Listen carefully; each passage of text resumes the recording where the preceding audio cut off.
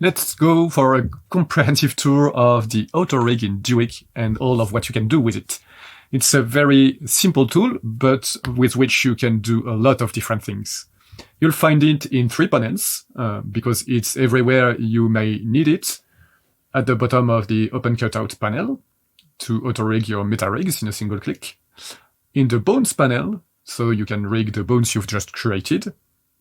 And in the Links and Constraints, which is the panel where you have all the details for the rigging process. It's exactly the same button in all panels. It's very simple to use. You just need an armature with bones in a composition. So let's create a simple human for the example. And now we can just select all these bones, or just nothing at all, and Duik, the auto-rig, will select the bones for me, and just click on the auto-rig button.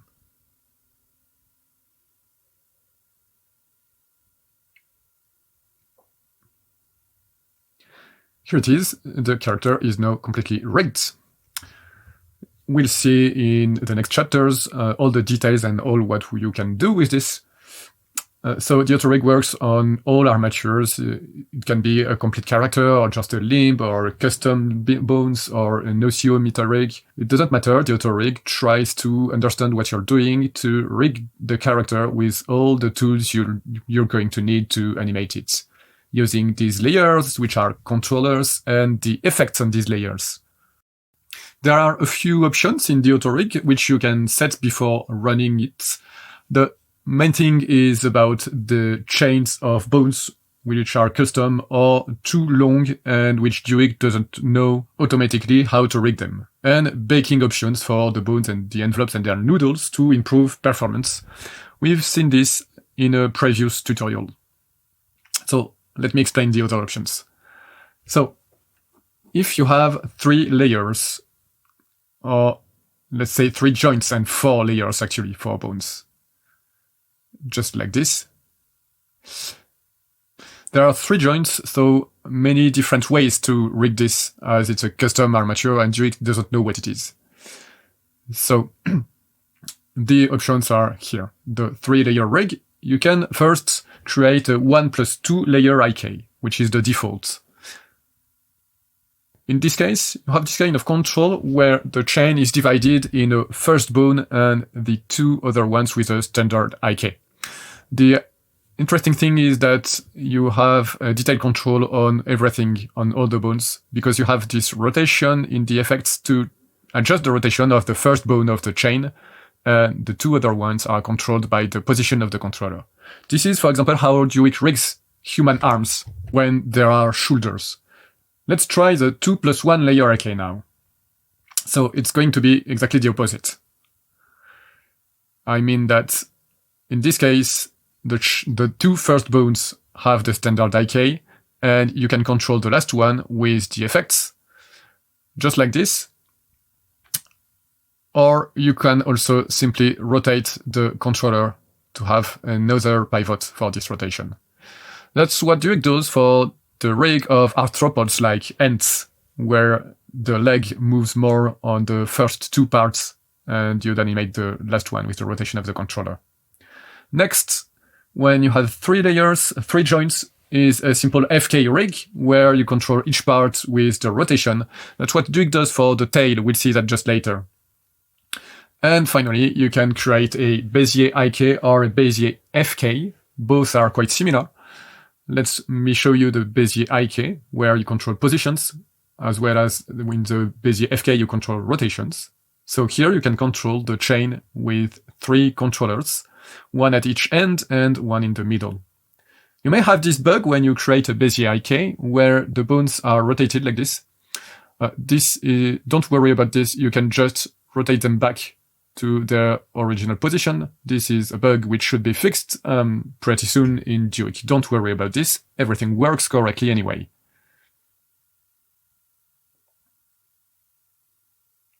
So these are the options when you have a chain with 3 joints, 4 layers, including the tip. If you have longer chains, you have other options, which are also the options to use to rig the tails, where you can choose FK, Bezier IK, Bezier FK. So that's the same as I just shown you, except there's no standard IK for longer chains. So these are the options in the autorig. You don't need anything else. The autorig does everything automatically for you. And just a few baking options, which are not rigging options actually, but the ability to bake the bones before rigging them to improve performance. At the heart of the rig, the important thing when you're animating is the controller. I'm going to show you the options you have when you create them. To help the animators recognize the controllers and know what they're going to do, Duik uses different shapes to identify these controllers. To work with these controllers, you can use the controller panel in the Duik panel. The icons in the middle part are used to create manually the controllers you may need. They are the predefined shapes in Duik. When you create the controllers, you have a few useful options. First, if you create a controller without any selection, then Duik creates it in the center of the composition.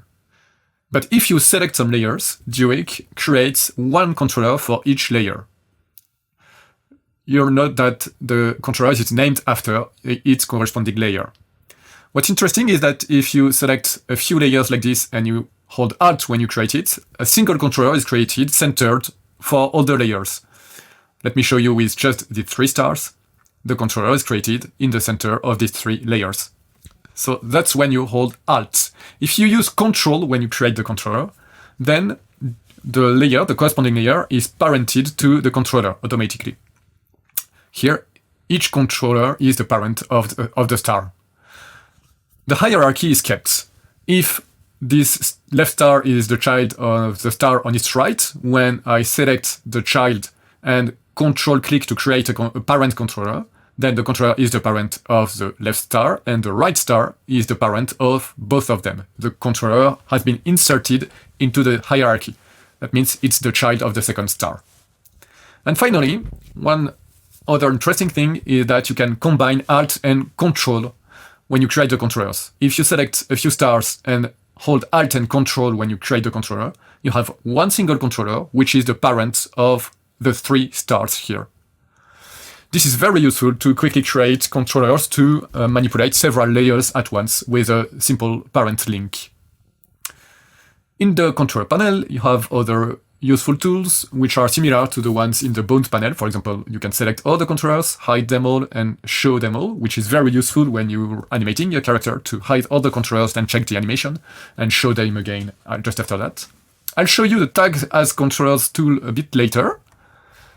Like for the bones, you can bake the controllers, their appearance, to remove all expressions which control their color, position, size, orientation, to improve the performance of the composition, because it removes a lot of expressions. So this improves a lot the performance.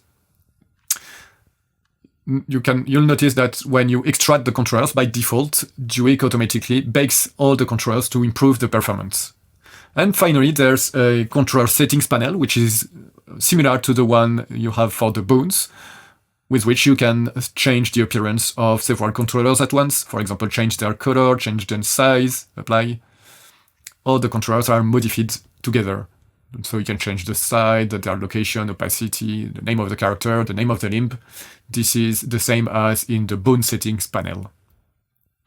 So these are the basics about the controllers. I'm going to show you that you can do something else with them. First, if you rig something, as the controller is a standard shape layer, you can, even if it's already rigged, go in the contents of the shape layer to modify the shape itself if you want to customize the controllers. Even if the character is already rigged, you can modify the appearance of your controllers by just editing the shape or creating new shapes. This is very useful to customize your rig. You should know that the effect to control the appearance of the controller will work even if you've modified the shape, as long as you have not baked the controller already, of course. You can change its size, its color, its orientation, and then you can bake it once you're done. Another thing interesting is not only you can modify the controllers, you can even use your own controllers, create your own controllers, and they don't even have to be shape layers. For example, here I have these robots with layers which can be used as controllers, which were drawn directly in Photoshop. I could also, for example, not do that in Photoshop, but in After Effects, just, for example, duplicate the hands to use them as controllers by maybe changing the blending mode. And this new layer could be a controller too. Let's do that on the other hand. So these can be controllers as well. You just have to tell Duik that these are controllers and you want to use them with the auto rig. That's what the tag as controllers button do.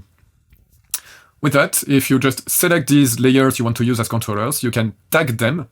They can be any kind of layer.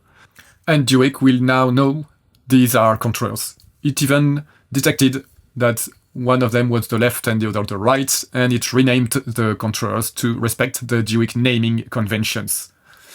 And now that Duik knows these are controllers, you can extract them. The hide, show hide button works with them, and you can use them with the auto rig to rig the limbs of this character. Let me show you with this arm. Let's just create the armature using the technique where I'll first create a path, which makes it much quicker to locate the armature to the right pivots. And to rig this, I just need to select the controller and the bones. Just make sure the anchor point of the controller is on the right bone, at its right location. And I can now just select the bones and the controller and run the auto rig. Because the controller was selected and its anchor point is at the right place, Duik will use it to rig the arm instead of creating a new controller. And this is how you can create any limb with your custom controllers. Let's just parent the arm layers to these bones so that I can show you how it works. And let's hide the bones. And here it is, how you can really easily create a custom rig with custom controllers. And this is very, very light because there's not even any shape layer. Let's do the same with the spine just to show you with a more complex limb. Here is the armature for the spine. And these are my controllers, so I just need to tag them. Move the anchor point. They need to be close to the pivots of the bones. Of course, that means you have to know what controllers Duik is going to create for the armature. If you don't know, you can just run the auto rig once and check what are the controllers which are created, then undo and run it again with your own controllers. So that's what I'm doing here. The bones and the controllers are selected. I can just run the auto rig. And Duik created one controller because it was missing. If when you rig the limb, some controllers are missing, Duik creates just the ones which are missing. I'm just going to parent the layers to show you that this works well. Let's hide the bones. And here it is.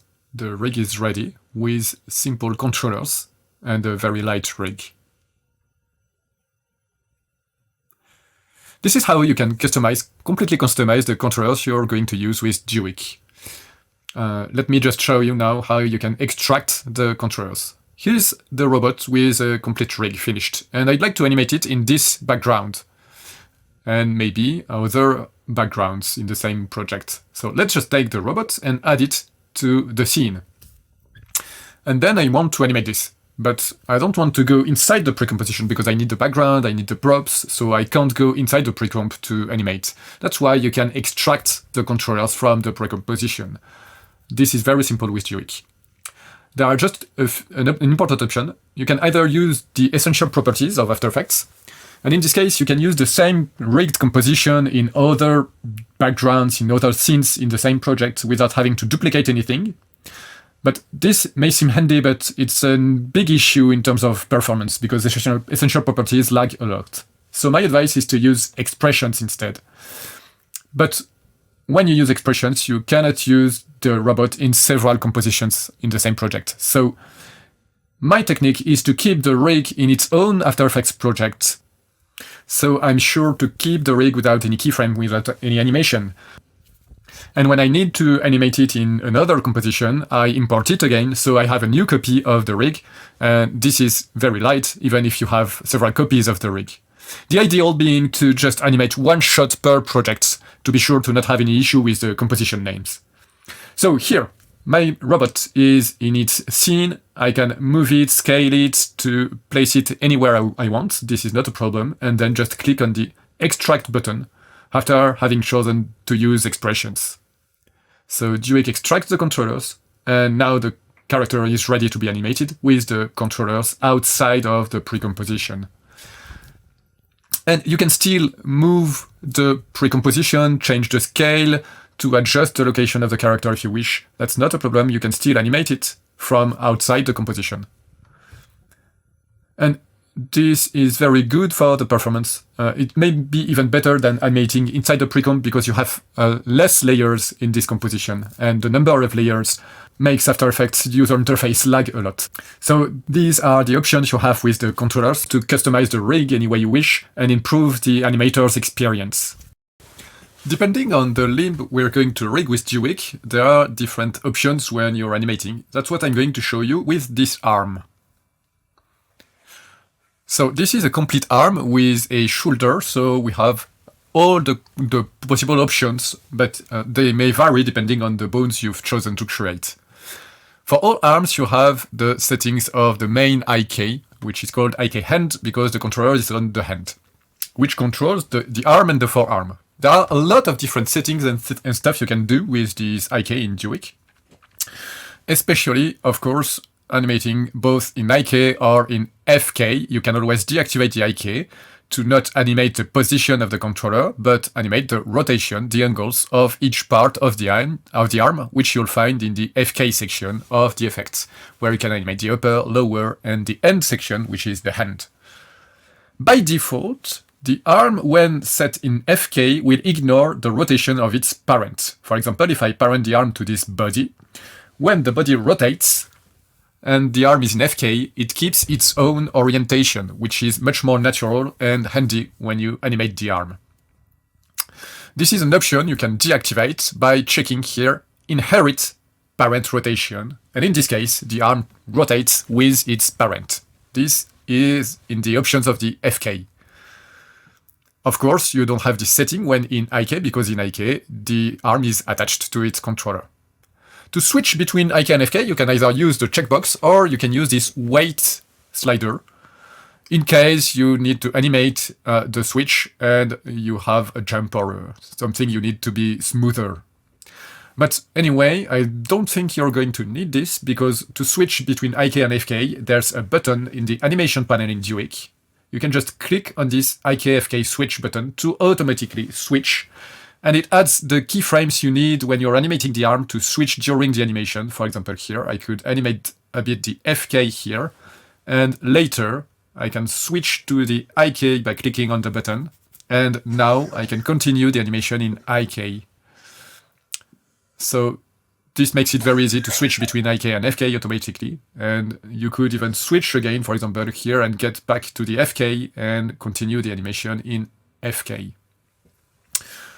So that's how you can switch automatically, even if you're animating. These are the two first settings in the IK. The third one, the side, is the one you're going to use for animating a foreshortening and some kind of false 3D rotation of the arm from one side to the other. It goes from -100 to 100. At 0, it's perfectly in the middle. So when 100%, it's a flat 2D IK, and values in between are interesting because you have this foreshortening when you rotate the arm. It's going to be more natural. Of course, in this case of a cutout character, you see the layer sliding. But if you use the puppet tool, or if you rig a Bezier path, or use any effects to link the layers to the bones, by deforming them, you'll have this nice foreshortening. For example, here with this arm using noodles instead of envelopes, this setting works pretty well. And here you can really adjust the position of the elbow and still animate the arm, which is going to bend with some kind of a perspective effect, and you can change the side at any time. You have a precise control on the elbow. And even without using these noodles, we could use our own layers with the Puppet tool or rigging Bezier path. That's what I'm going to show you if you're following the official comprehensive video course about Duik and Ángela in a next chapter of the course.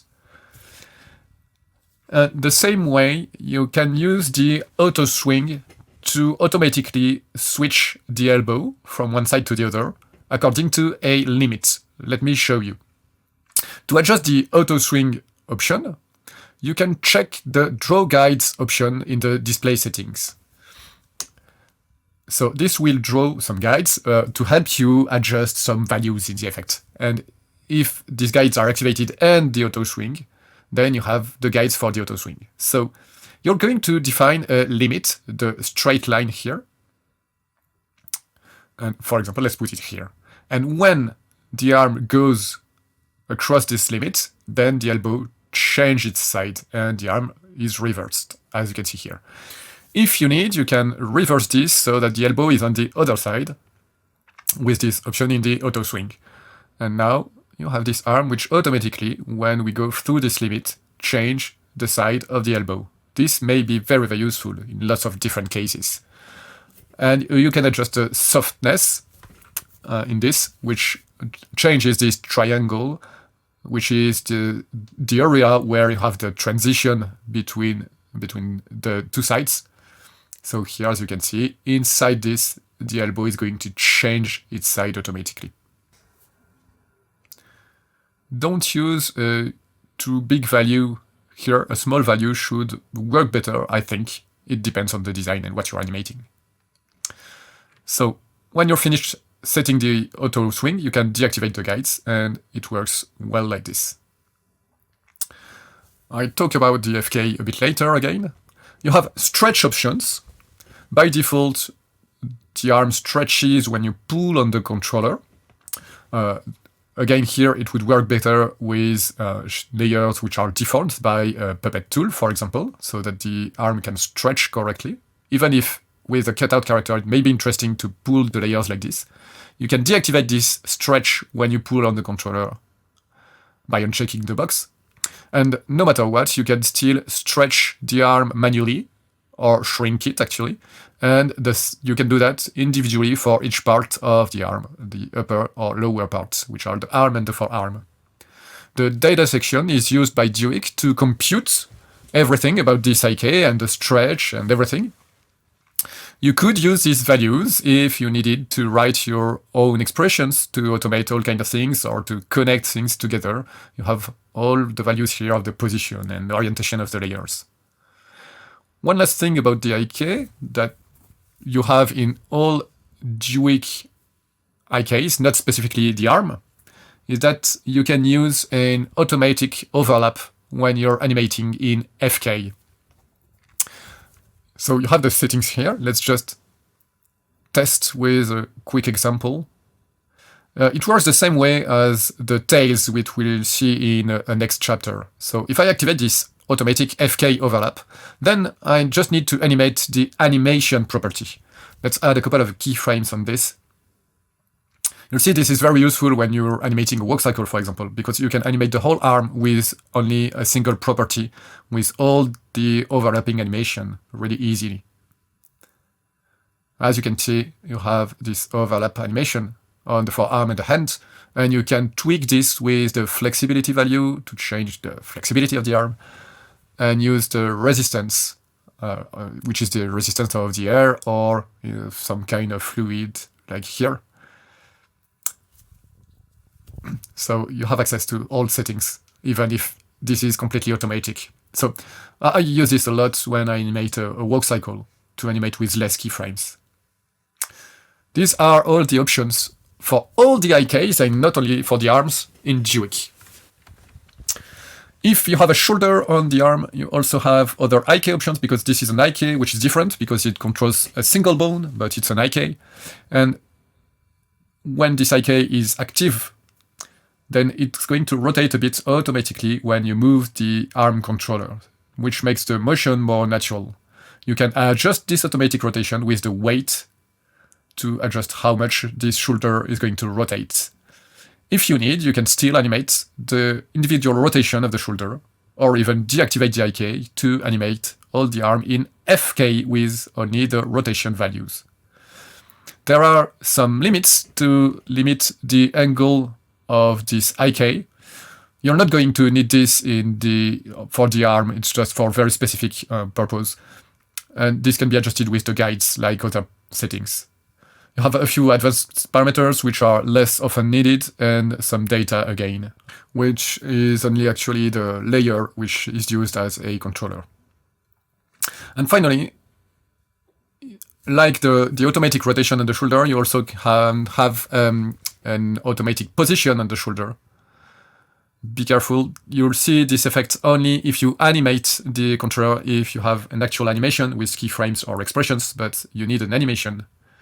So let's just add a couple of keyframes, and now you'll see that when you move the arm, the shoulder moves also in the position is animated. So this is not for human arms, but it can be very useful for a cat arm, for example, and globally all quadrupeds, which have this ability to move a little bit the shoulder around the spine. And if you need, you can animate manually the position of the shoulder. So that's all the settings you have on the arm, and a good overview of how the rig in Duik works, with the main animation on the transform properties of the controller, and a lot of options and settings you can use in the effects of the layer to have a lot of precision for each part of the limb. I'm now going to show you the options you have with the legs. So again, this is a leg with all the options available, with toes and the layer for the tip and the heel. The heel bone layer has to be right where the heel comes into contact with the ground, where it rotates when you walk. The pivot of the heel, and the tip is the pivot of the tip toe, where the foot rotates when a dancer goes to his tip toe.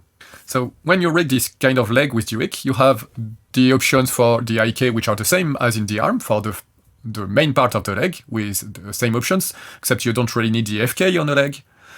The side effect may be very useful on the leg to have the foreshortening on the leg too.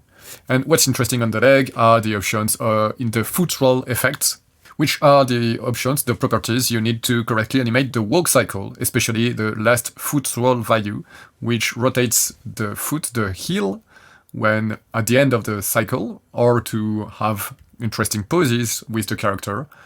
And on the other side, raises the foot like this, with the pivot on the heel against the ground. The other angles are the three other pivots available on the foot: the heel itself, the tip toe to rotate on the toes, and this toe rotation to animate the toe if your character is barefoot, for example. The rotation of the controller itself rotates the foot in a standard way. So these are the settings, the properties of the leg, which are pretty simple, and this foot roll effect is very, very useful. Legs of animals like digitigrades and ungulates have the same kind of parameters and properties. For example, this cat leg, which is a digitigrade, has the same bones as a human leg, a plantigrade leg. Let's show the envelopes and auto-rig this.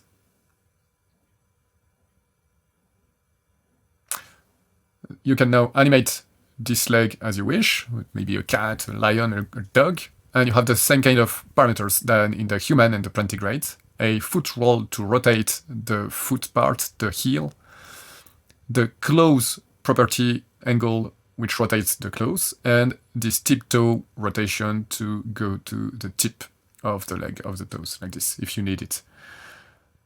The rotation of the controller may be less useful in this case, but you may use it when the cat raises the leg to rotate both the heel and the claws. It may be useful when animating a walk cycle, even if what's important is the position of the controller, the foot roll angle, and the claws when the leg is raised. Let's have a look at the ungulate leg. You'll see that the rig is a bit different, but you can use it the same way. So you control the hoof with the position, and you have this rotation to rotate the hoof part. And the rest of the leg, you have the rotation here for the foot or the rotation of the controller itself. Pretty simple. And finally, the arthropod leg, which are very specific because arthropods have a lot of different sections on the leg. This is an ant leg, for example. That's what Duik creates by default. So this is a front leg for an ant.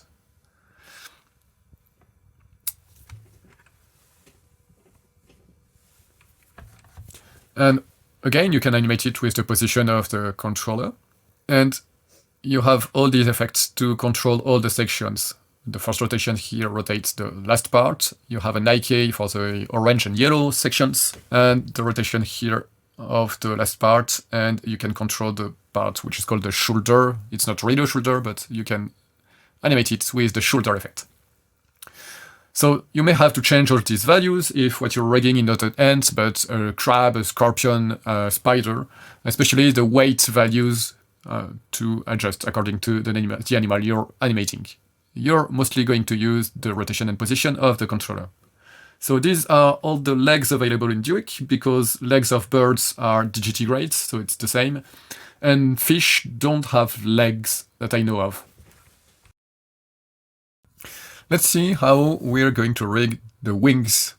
So before you run the auto rig, you can locate the bones for the feathers anywhere you'd like. The auto rig should work no matter what, so that it works the best way possible. You don't need to create too many bones for the feathers, for the wings. A few may be enough because your wing may be a single layer which you deform using the puppet tool, for example, in which case you just need three feathers. And you don't need too many bones. It really depends on the design of the character. You could use the puppet tool or Bezier path. And you should do anything you like with the bones and add more of them if you need. So let's select all of them and run the auto rig. To the contrary of the other limbs, after having run the auto rig, the work is not completely finished. You still have a few settings to adjust before you can animate the wing correctly. So let me show you these few settings you have to adjust. On the effect of the controller, there is a property to fold the wing, and this folds the wing.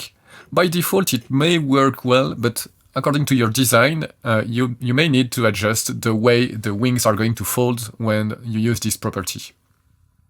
This is very simple. Let me show you. Just first, use this angle to fold the wing, so it's completely folded. And there you may see that the feathers won't fold exactly as you wish according to your design. When it's folded like this, you have to adjust the setting on each wing. In the effects, you have this settings section where you can adjust the folded angle of the feather. And when the wing is folded, you can just set this value so that the feather is like you wish it to be when the wing is folded. So this depends on your design, but you can adjust each wing separately.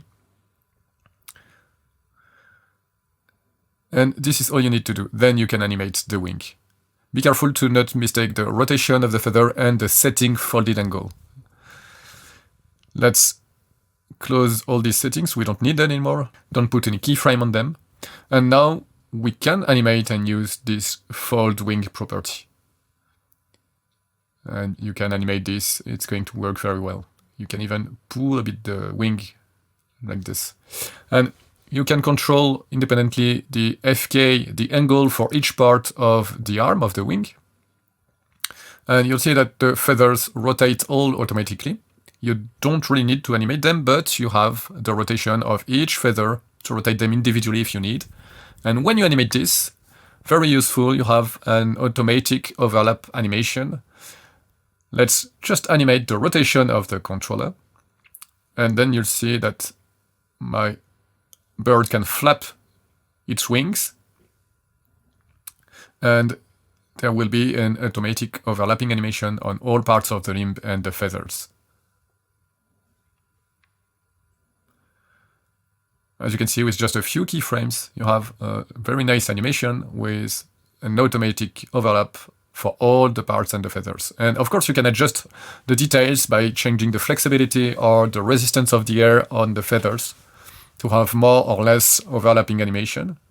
And there's a multiplicator in the settings of the feathers here, which multiplies the movement of the arm, of the hand exactly, so that the feathers rotate more or less according to the kind of bird and the flexibility of the wing you're animating. The flexibility part changes the flexibility of the arm, and the feather parameter influences especially the feathers at the end of the limb. The feathers on the root side are always a little bit less flexible, a little bit less animated. This is quite light for After Effects. You shouldn't have any performance issues with this. And this can be used for any angle. It can be a wing seen from the front or above or the side view. Everything should work. Let's have a look at the tails. So you'll see that it's pretty simple.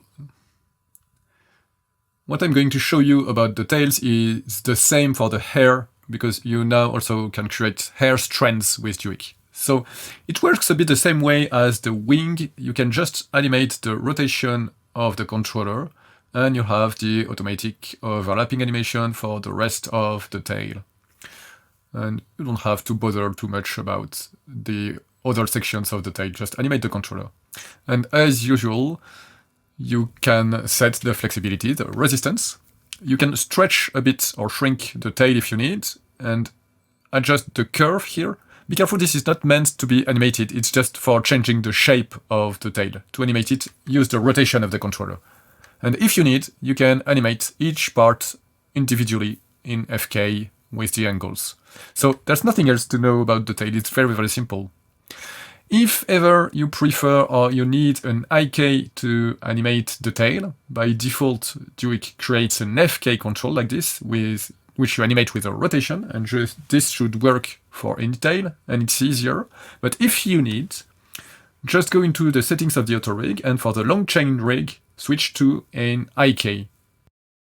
And then Duik rigs it with a Bezier IK, which you can animate like this with a center controller in the middle and animate the position of the tip of the tail in case the dog has stuck his tail in the door, for example, in which case you'd need an IK. In all other cases, just animate in FK, that's easier. And now let's rig a fish. So this is a spine for a fish, which is different from all the other vertebrates in Duik. And a fin, a single fin for this example, although I could have created many more. So the spine is different because you have the head and the spine on the opposite way. It's not the same side as on other vertebrates. The fin works a bit like the wing for the bird, with a main bone and some fish bones, as many as you wish, to control the soft part of the fin, or the tail in this case. You could have a single fish bone for the tail fin of a dolphin or a shark, for example. Or if this is a tropical fish with very large fins, you may need a lot of fish bones like this, and use the puppet tool. So you have many different possibilities for the fin, but it's always animated the same way. Let's rig this fish with the auto rig.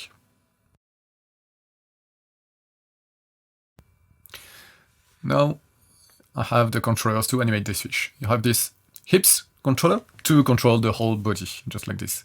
If you rotate it, you can rotate the tail or the spine of the fish. Here the tail should be rigged like any tail with Duik. It's in Bezier IK, which is not the default, but it's because I changed the option in the previous chapter of this tutorial. So it's been rigged in IK, but by default it should be rigged in FK, like all tails in Duik. The head controller is used just to rotate the head. It's very simple. And on the other side, you have the controller for the fin, which works the same way as the controller for the wings of birds. You're going to animate this with the rotation, and you'll get an automatic overlapping animation on the fish bones or on the rest of the fin. So it can flap its fin or have them floating in the water. It really works the same way as wings. Of course, you can customize the overlap animation by changing the flexibility and the resistance in the effects of the controller. You have two values for the flexibility because the further fishbone has the maximum flexibility as the fishbones on the inside have a bit less flexibility. So you can adjust both them separately. And you have this accordion effect. And you can add a bit of randomness in these values so it feels more natural and adjust the resistance of the water or the strength of the fish. So you have more or less overlapping animation and flexibility. So this is very easy to animate without having to add lots of keyframes. But of course, if you need, you can control each fishbone individually using their rotations, their angles in the effects. To put the theory into practice, you can follow the official and comprehensive video course about Duik Ángela, which is available on rxlaboratory.org, and the link is in the description of this video. During this course, you'll learn how to rig this emu and animate it using Duik's work cycle and many other tools.